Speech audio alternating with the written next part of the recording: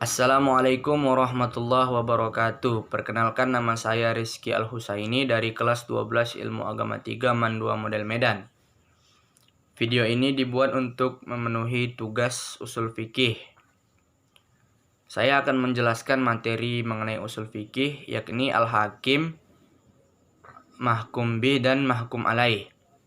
Pertama, al-hakim. Pengertian al-hakim.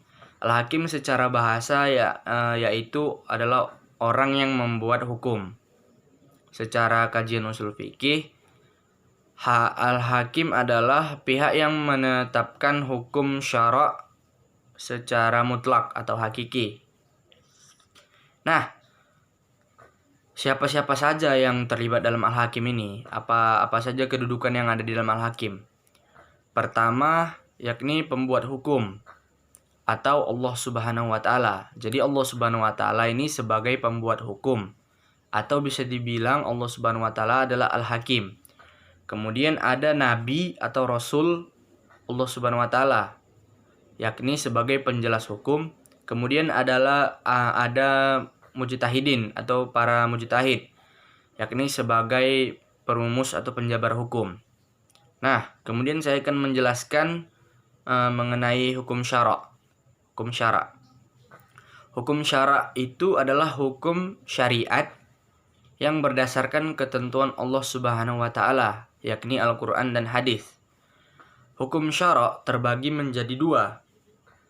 Yang pertama adalah hukum taklifi dan hukum wada'i.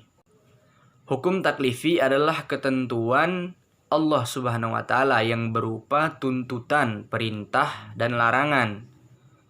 Seperti contohnya perintah untuk sholat, perintah untuk puasa, dan larangan meminum khamar, larangan berzina. Kemudian ada yang namanya hukum wada'i. Hukum wada'i ini adalah hukum yang berhubungan dengan perbuatan mukallaf yang mengandung persyaratan sebab akibat atau mani'. Contohnya seperti mabuk itu menjadi penyebab diharamkannya khamar. Artinya khamar itu haram karena menyebabkan mabuk. Jadi ada sebab akibatnya. Kemudian saya akan menjelaskan mengenai mahkum bih. Mahkum bih ini adalah objek hukum.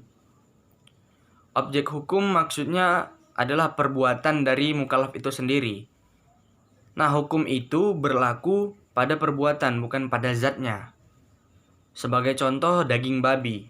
Daging babi itu yang mengharamkannya adalah perbuatan memakannya. Jadi memakan daging babi adalah haram. Sedangkan dagingnya tidak haram. Mungkin.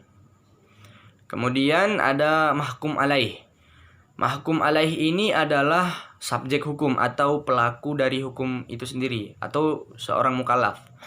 Nah, seseorang itu dapat dikatakan mukallaf apabila memenuhi beberapa syarat.